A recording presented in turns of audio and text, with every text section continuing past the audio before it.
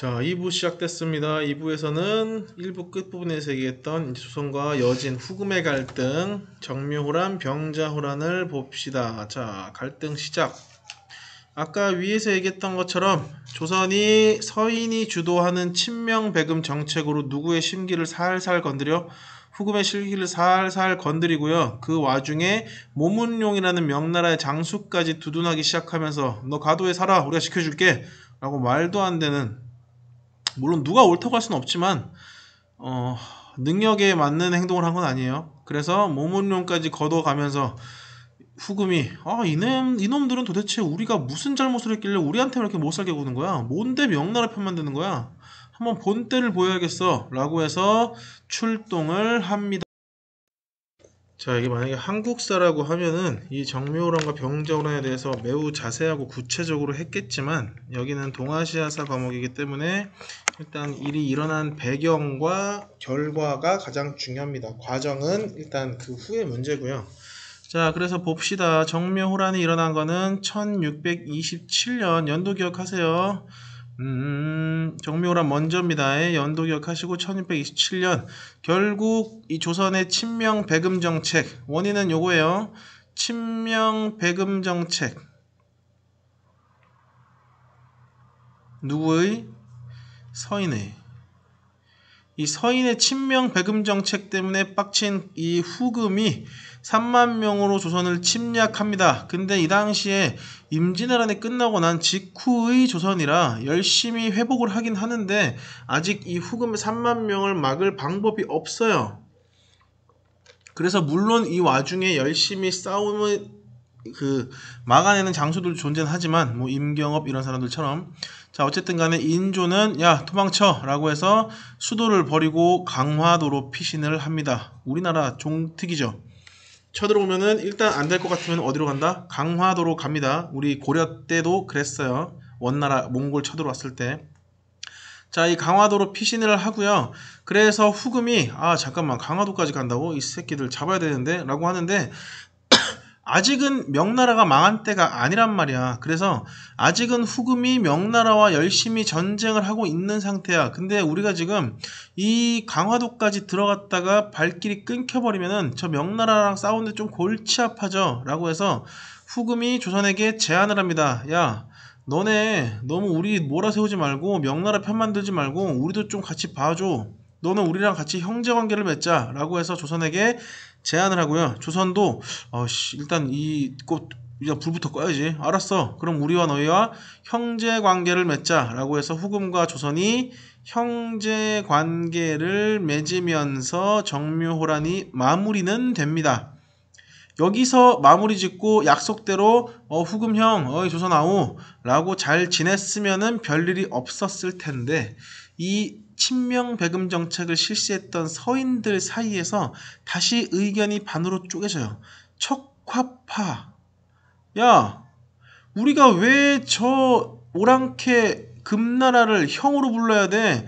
우린 절대 그럴 수 없어. 야 싸워 전쟁하자 라고 하는 척화파와, 야, 얘들아, 이 척자가 배척할 척자야. 배척하다 할 때 척자고요. 이 화가 평화할 때 화자예요. 평화를 배척하재. 그럼 뭐 하자는 거야? 전쟁하자는 뜻이잖아. 그리고 반대로, 야, 우리가 지금 여진족이 오랑캐인지 아닌지 따지게 생겼어? 지금 전쟁하잖아? 우리 임진왜란 때 피해 아직 복구도 안 됐어. 그거 다시는 복구할 수 없을걸? 우리가 지금 뭐 자존심 따지다가는 나라가 박살날걸? 우리 이대로는 안 돼. 그냥 우리 화해하자.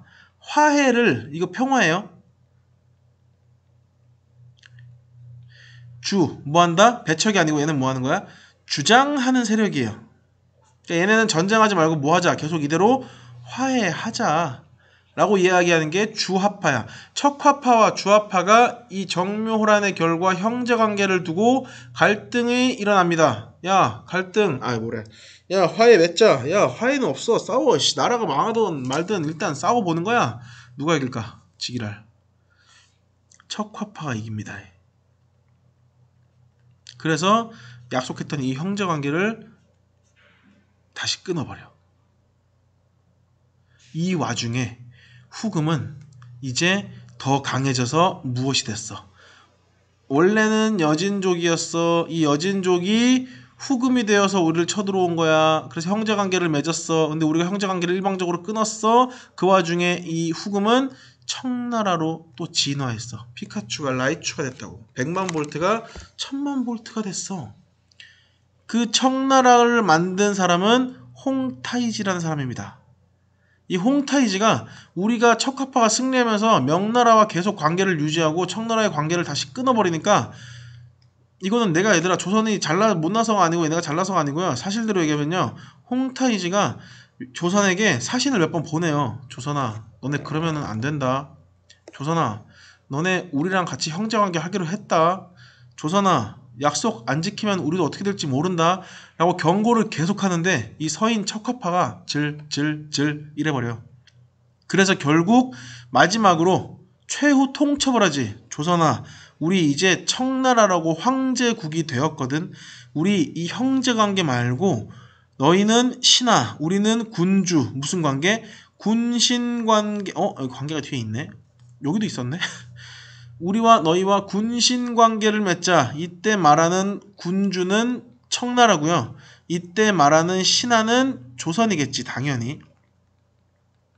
이게 군신관계야. 이거를 맺자라고 요구를 해요. 누가? 청나라의 황제가 직접. 근데 형제관계도 안 맺은 조선이 군신관계를 맺겠니?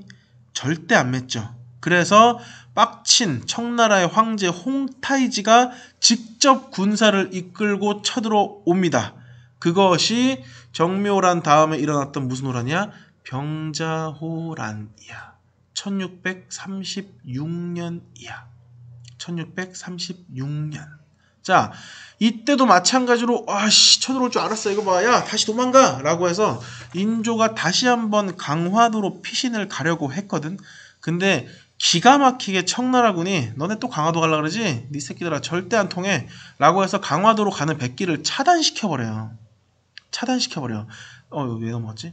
자, 그래서 인조가 강화도로 피신을 못 가고 부득이하게 수도에서 남쪽으로 내려가서 이 남한산성에 피신을 합니다. 오늘날 경기도 광주입니다. 근데 미안해 물 마셨어. 남한산성에 무언가 전략이 있어서 간 게 아니라 이 남한산성에서 아무것도 없이 버텨요. 이때 남한산성에 있던 식량이 50일치밖에 없었대. 병사도 마찬가지고 말 먹일 식량도 없어요. 나중에 말을 잡아먹어요. 사람 먹을 게 없으니까.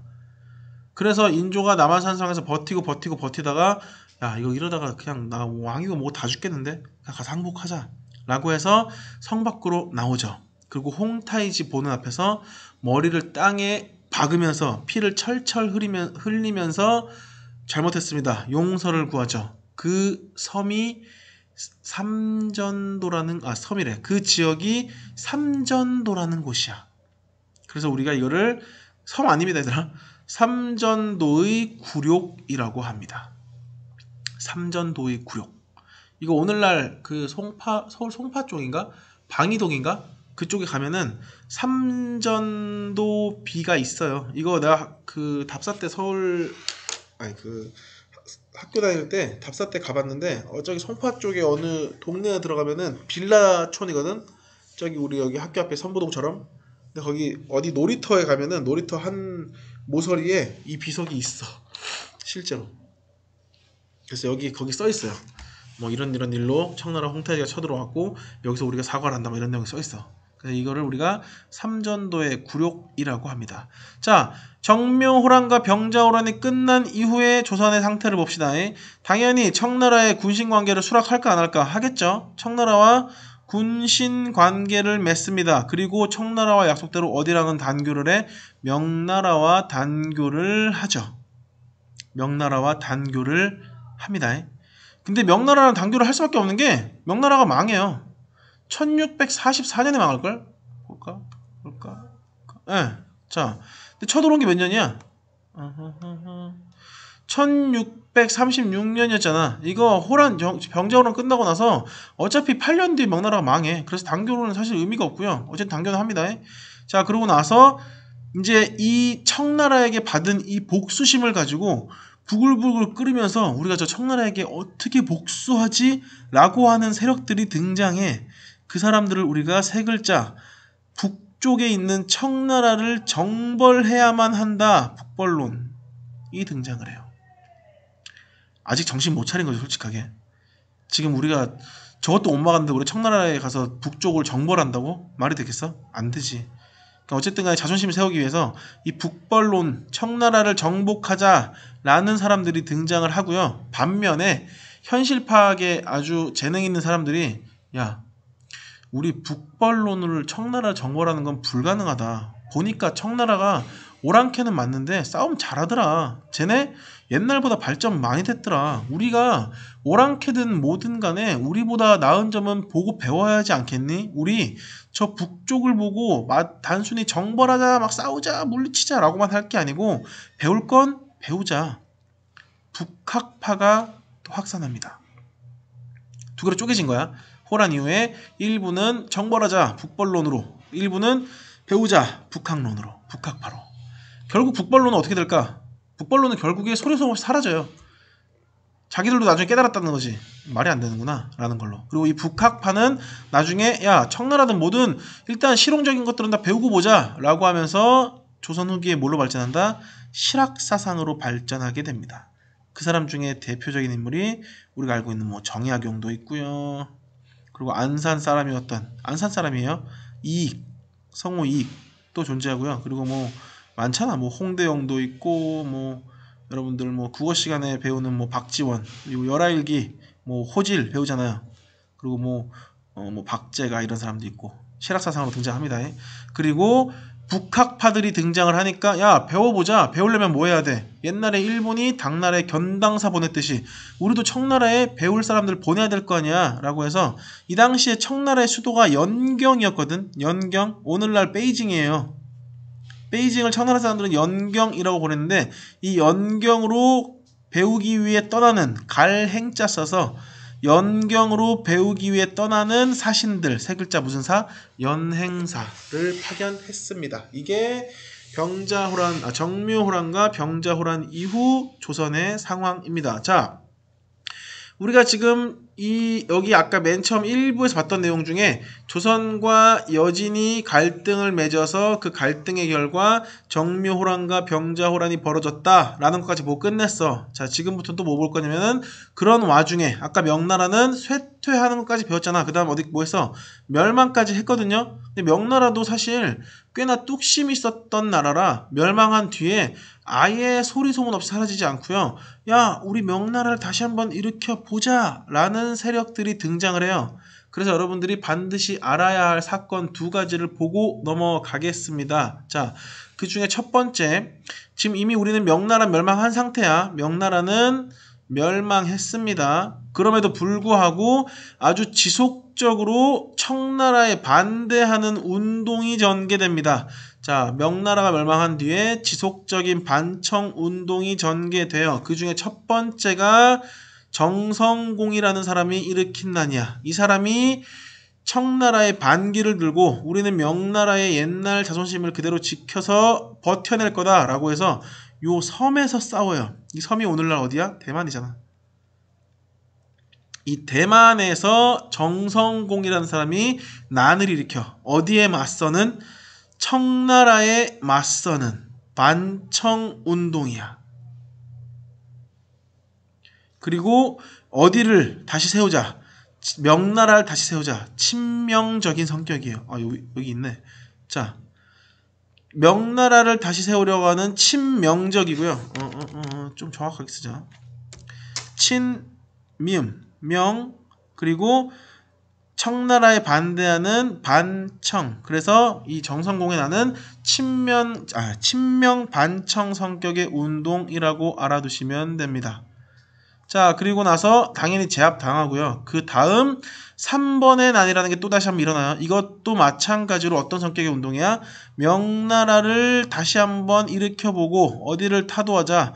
청나라를 타도하자 라는 성격의 운동인데 이거는 약간 좀 스타일이 달라서 얘는 진짜 명나라를 일으키자 라는 목적으로 싸우긴 했거든요. 근데 이 3번의 나는 이 3번이라는 게 이 청나라를 그 통제하던 이런 막 이렇게 오늘날 뭐 안산시, 시흥시, 안양시라고 하는 것처럼 중국은 이 당시에 무슨 번 이라고 쓰거든요.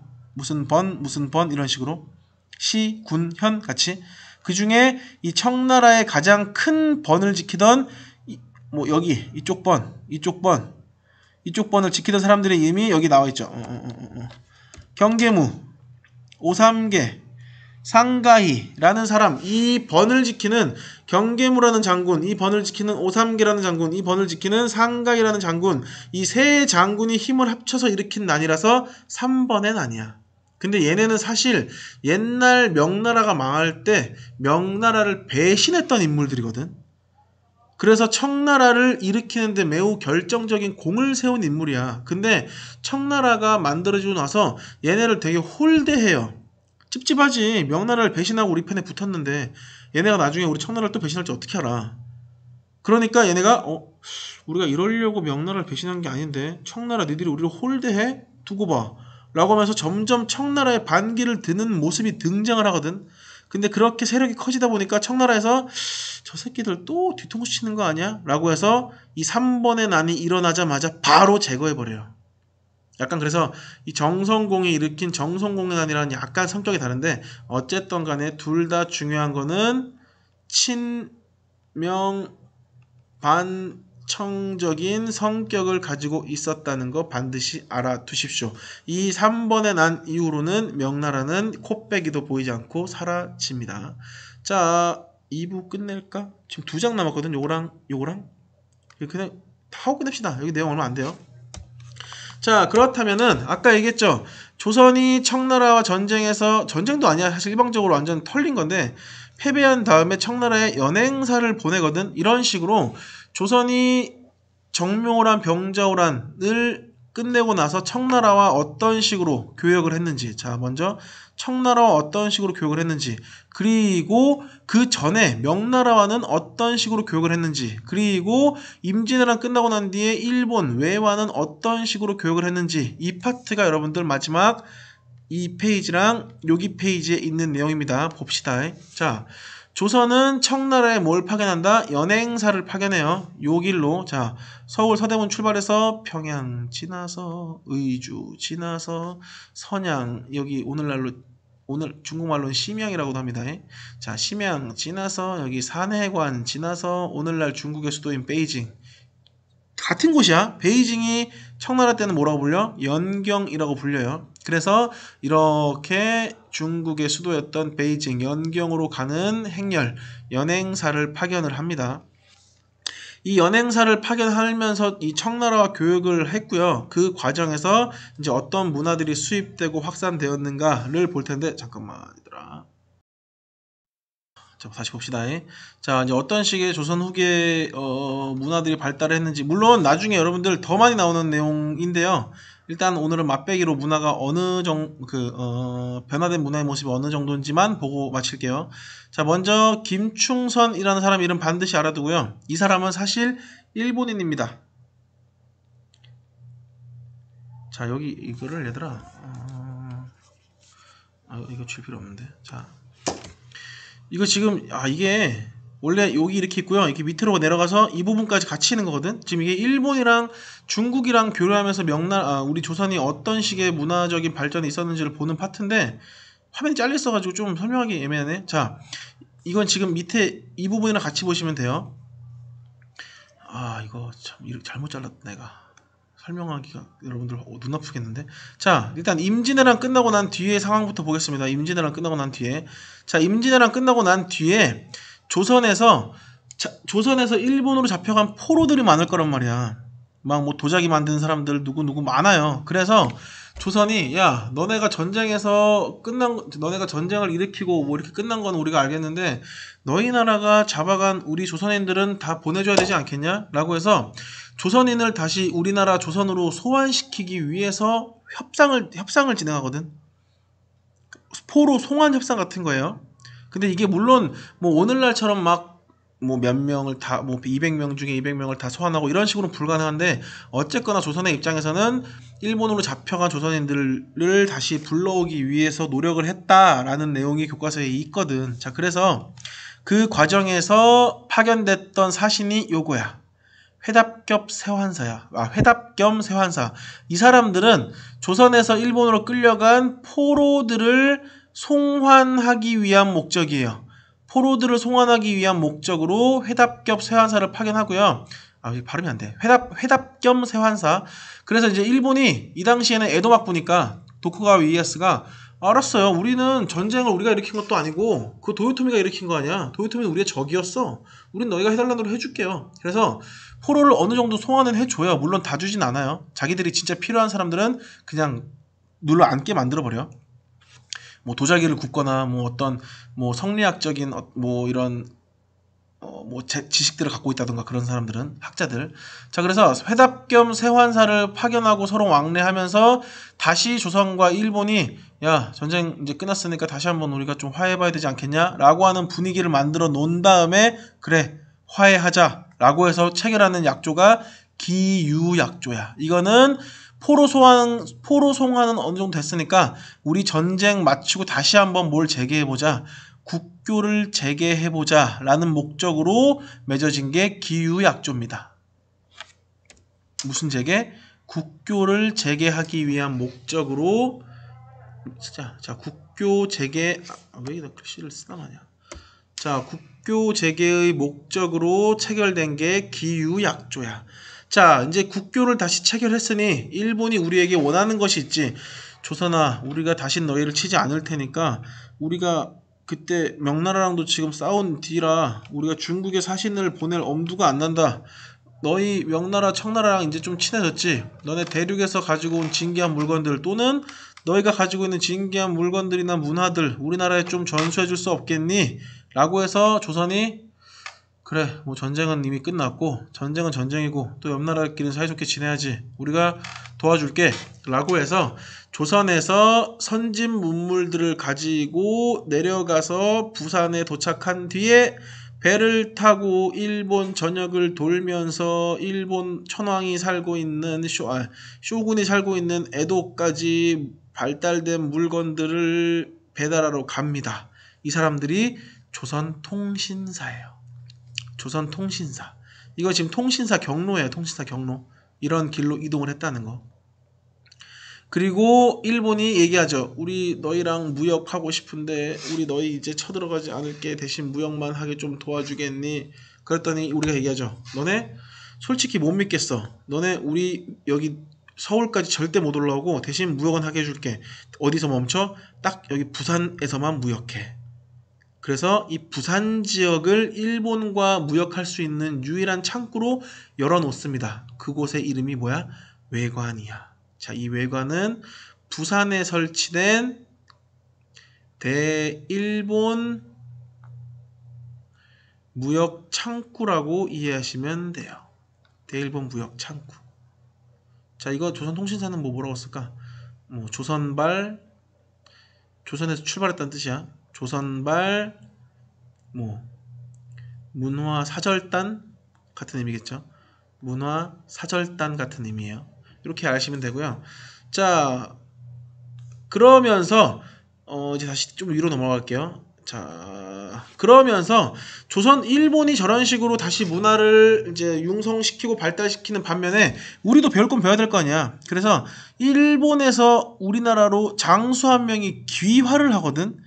나는 조선의 성리학이 너무 좋아요. 나 조선에 살고 싶어요. 라고 해서 일본 장수가 조선에 귀화를 해서 이름까지 바꿔요. 김충선 씨로. 그래서 이 사람이 일본 장수였으니까 조총을 기똥차게 잘 쏘고 운영할 거 아니야. 일본은 조총으로 우리를 쳐들어온 거니까. 그래서 이 김충선이 중심이 되어서 무엇을 수입한다? 조총을 수입해요. 이제 우리도 써보자 이거지. 그리고 조총을 훈련하기 위해서 전문적인 훈련기구로서 훈련도감을 설치합니다. 훈련 도감. 물론 이 훈련 도감에는 조총 훈련 말고 다른 훈련 기구들도 있었겠죠. 근데 대표적으로는 조총을 훈련하기 위해서 설치됐다고 해도 무방합니다. 자, 그리고 난 뒤에 조총 말고 이것도 우리가 배우고 싶어. 왜? 명나라가 이걸 쓰면서 청나라를 영원성 전투에서 한번 물리쳤거든. 이거 뭐였어? 이거 홍위포였잖아. 어느 나라에서 만들어진? 네덜란드에서 만들어진. 그래서 이걸 열심히 우리가 배우고 싶어라고 고민을 하던 찰나에 하늘이 내린 선물이었어. 벨테브레라는 네덜란드 출신 상인이 상선을 타고 일본으로 가는 길에 우리나라 제주도에 표류해버려요. 그 뭐냐, 그러니까 배가 풍랑을 만나고 좌초해버린다고. 그래서 조선에서 꼭 설득을 시켜요. 야, 너네 우리나라에서 먹고 살게 해줄 테니까 너네 그 화포라는 거 알고 있다며 그것 좀 우리한테 좀 가르쳐 주겠니? 라고 해서 이 벨테브레랑 또 다른 외국인 하멜이라는 사람이 중심이 되어서 무엇이 발달된다? 화포 기술이 발달하기 시작합니다. 이 홍위포를 만들고 뭐 훈련하고 이런 것들을 이 사람들 중심으로 진행하기 시작해. 이제 조선도 좀 더 나은 무기 체제를 갖춰나가기 시작하는 거야. 그리고 임진왜란 이후에 일본을 통해서 담배, 고추, 고구마 같은 신작물이 전래됩니다. 고추는 얘들아 우리나라 원래 고유의 채소가 아닙니다. 우리나라 임진왜란 이전까지는 빨간 고추 없었어. 그 말은 임진왜란 이전까지는 우리나라 고유 음식 김치가 하였다는 뜻이야. 그리고 나서 청나라에서 너무 시끄럽다. 잠깐 저거 끝날 때까지만 좀 쉴게요. 그냥 하자. 너무 길어졌다. 자, 청나라에서 잠깐만 멈출게요. 이거 하다 말았죠. 자, 소현세자. 소현세자는 이 당시 인조의 아들이었는데 맞나?